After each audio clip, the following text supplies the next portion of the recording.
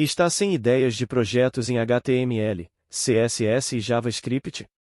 Então você está no lugar certo. Aqui, nessa playlist, vou te dar vários exemplos. E em troca, só peço que deixe o seu like e assista até o final, para aumentar a relevância do canal, e esse vídeo alcance mais pessoas que gostam de programação, assim como você. Nesse vídeo, vamos criar uma alteração animada de modo escuro para claro. Então, vamos começar.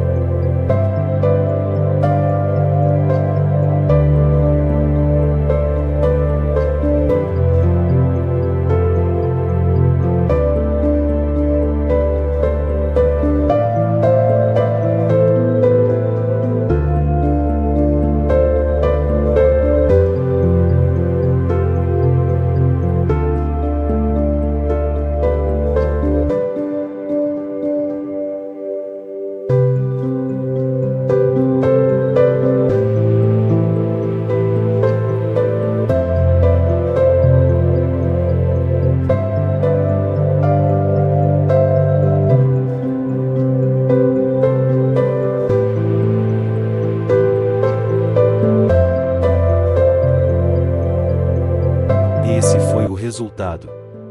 Mas, antes de finalizar, veja a descrição para copiar o código. Obrigado, até o próximo vídeo.